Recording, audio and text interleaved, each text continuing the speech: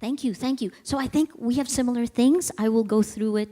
Content, frequency, those were the things, content and frequency, and then we'll go multi-platform, we'll do Twitter and Facebook. And I will try to stick to the time. No, I will stick to the time because you're gonna wanna hear from the guy who really ran elections. For me, I came at it through looking at counterterrorism and looking at networks. So networks of support, right? And then the two ideas that we married together in Rappler were charting the networks. So you go from this guy, Salih Said, an 18-year-old member of the Abu Sayyaf, and you can see from him to Dulmatin, an Indonesian guy behind the Bali bombing, and you can connect him to Osama bin Laden, right? This guy kidnapped 3 of my journalists in ABS-CBN in 2008. This is the 18-year-old kid who did it. So we charted social networks. We can harness the power of social networks, and if we can do that, we can map the spread of emotions and impact behavior. Those are the basic ideas that are here.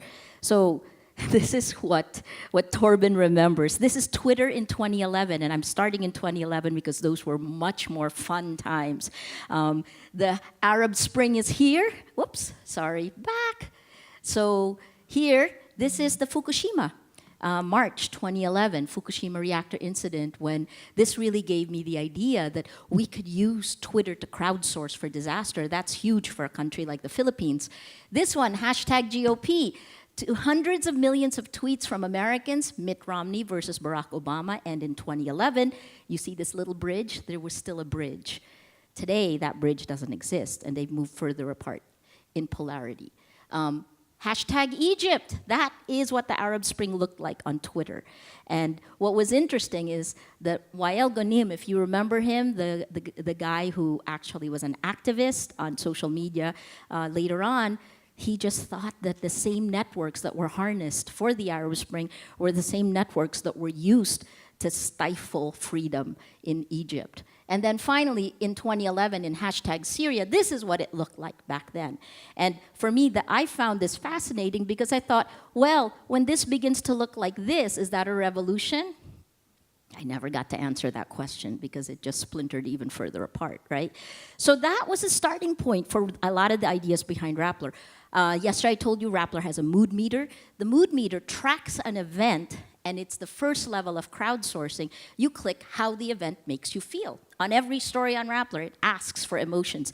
So I look at the first elections we did in the Philippines, the May 2013 elections. It was 77% happy through here. So this is the month of May, and if you look on actual election day, so take a look, 77% happy, but on election day, and that's here, May 13th in 2013, it was only happy to a point, and then here it became angry and annoyed because of slow transmission. It was almost instantaneous. You could see the reactions.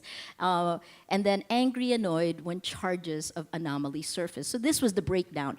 The mood meter has been analyzed by 2 universities, 2 in Europe, 1 in Italy, 2 in the United States, just to take a look at the impact, because this is the first level of crowdsourcing. We did things like this in May 2013. That was before our politicians became too afraid of the mood meter, but these were 6 senatorial candidates. We ran a debate, we live streamed it, we live tweeted, and then in the live tweet, we also asked for them to vote each time the candidate spoke. How did they make them feel? Because what we haven't discussed yet is the difference between thinking fast and thinking slow. And more than 90% of how human beings make decisions in their lives is not based on what they think. It's based on how they feel. And so our challenge is to move from feeling to thinking, right? So anyway, when we did this, we also mapped the context on Twitter. This is a Twitter map, and I show you this because this was the most ideal, with the most ideal role of journalists, which is, where are we? Each one of the candidates had their own community flocking around them, and Rappler was in the center trying to connect all of them. That was kind of cool. So this was the heyday. This is when we were, this is 2013. Things changed very fast. So that is unstructured data on Twitter. structured data came from the Commission on Elections. So we had 52 million voters in the Philippines. Of those 52 million voters, once you voted, the Commission on Elections gave media groups the ability to take the data and report it real time. And what we did in Rappler is we parsed it out so you could see real time who voted for each of the candidates for the Senate. And you can see the breakdown so that all of those old things of trending, voter fraud, all of those things, you could actually track it real time. What's interesting is that is big data, right? So that big data looks like this. And the top of it is across polling stations, and this is over time. This is the y-axis. When you go down here, when you see these things, because it's over time, so around 2 a.m., we actually began seeing transmissions again. As investigative journalists, we started thinking, why are they transmitting at 2 a.m.? So that's when we began to launch an investigation. We looked at it, and we found, after all, with the government, that in the end, it was because the chips that replaced the ones that malfunctioned brought the data in at that point. Here, I'll show you exactly how big the data is. Just a little audio here. This is the May 2013 elections, and it shows you the breakdown of the kinds of numbers when you have 52 million voters. So you're talking about numbers like this, 18,000 positions simultaneously, 52.9 million registered voters. There were this many voting machines across in these many centers. 80 provinces. So again, this is big data, right? And once it was coming in to us, and I think this was the first time a media group was able to take 11.6 million rows of information per 20 minutes. And we had to process that and then punch it back out to the public. It was the most transparent elections that we'd ever had. You could view the snapshot on Rappler. We actually were able to show even where they voted, where the critical areas where there were anomalies, and we could actually see. And we went back over time to look at this. By the 2016 elections, we were able to do a lot more. So these were some of the investigative reports that came from the data. Great, great fun. This is during the time of still wonderful, fun times. 60, 30, 10, the analysis of the data. Again, I think things changed a lot once you figure you can take structured and unstructured data together, and then you can do the kind of analysis that you saw earlier, and then you add a Cambridge Analytica, and you will find that you're in a whole different era. I reminded you yesterday, linear versus exponential. We're at linear growth. Again, I showed you the kind of things that are happening now on Twitter in the Philippines. 54,000 more than 54,000 times retweeted in a minute.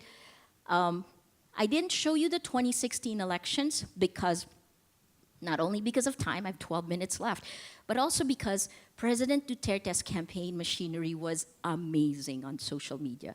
Just utterly very well organized, and from every single poll.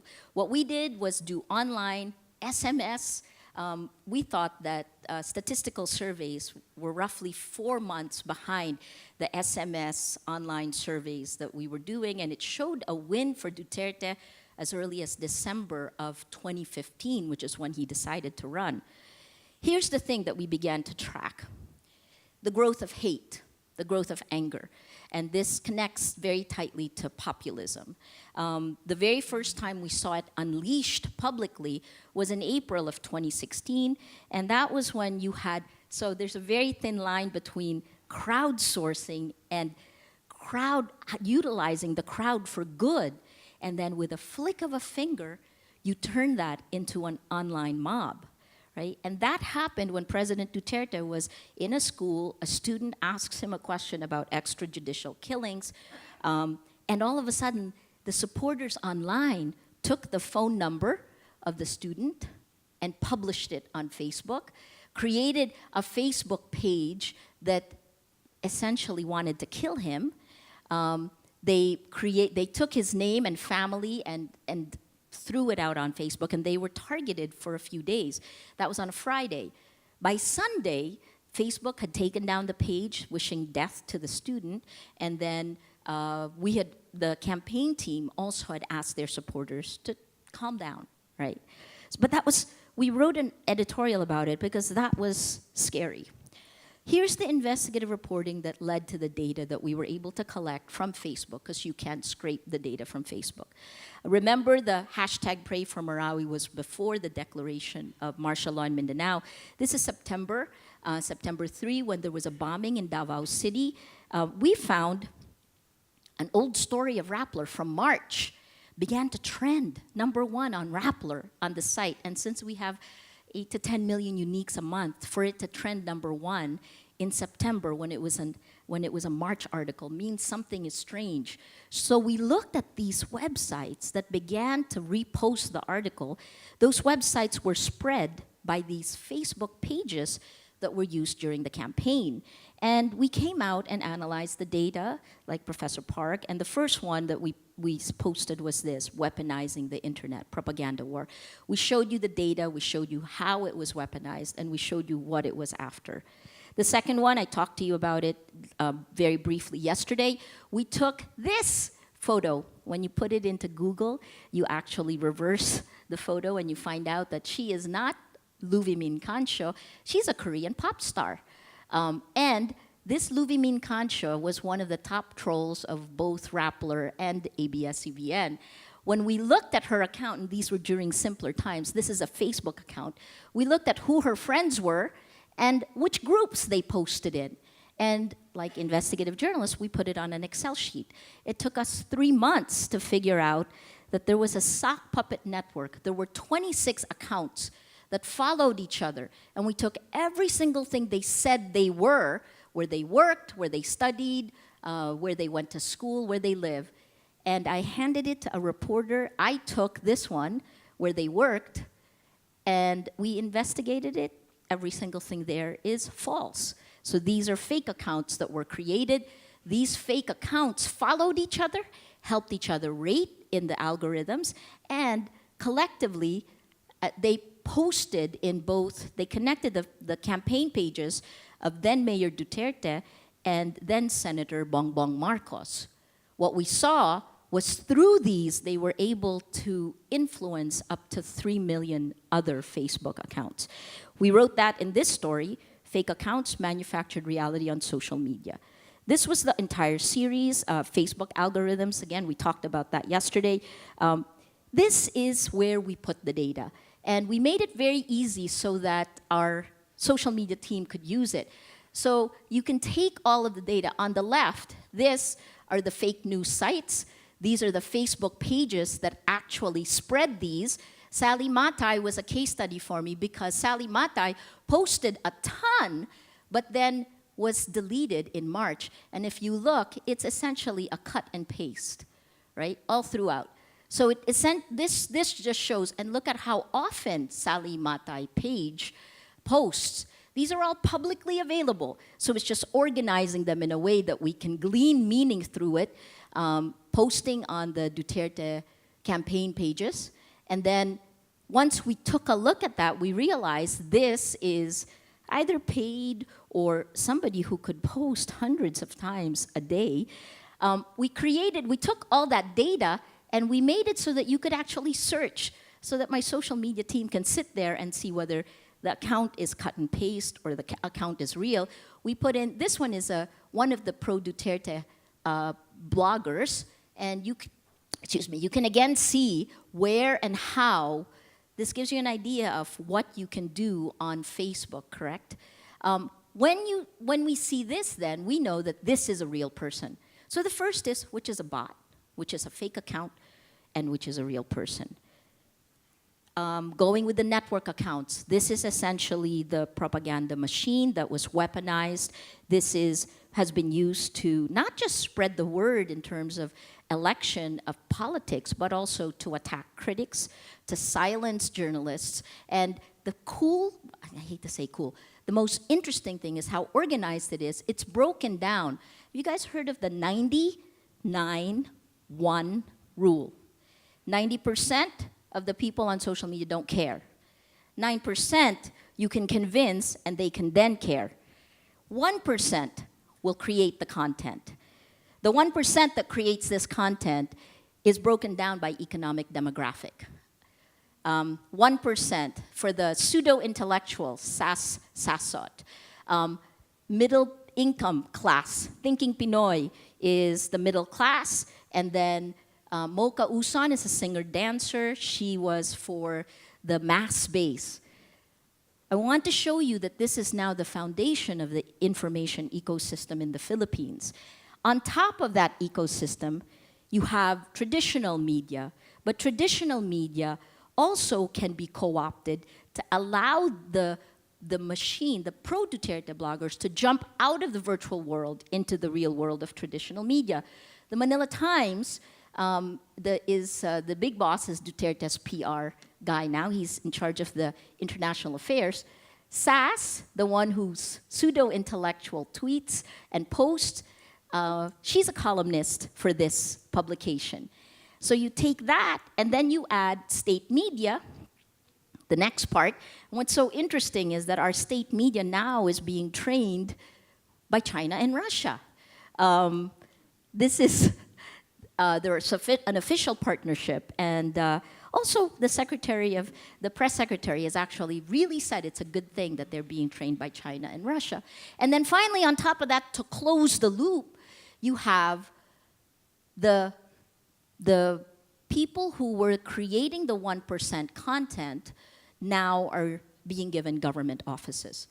This is our new information ecosystem. What did we do? Well, if disinformation and misinformation is how you want to manipulate the public, we figured we would also use Facebook and the Facebook Messenger to actually help get the information. Because Philippines is a free Facebook country, meaning when you get your cell phone, you can get Facebook for free, but the minute you click a link to a news site, you have to pay. That's huge. Now, if we use Facebook Messenger and use a messenger bot, it's free. So we began this, but again, what we found, this is thinking slow. It's not as good as countering anger or hate, which spreads fastest on social media. So we haven't given up because this is exponential. We do great things with it.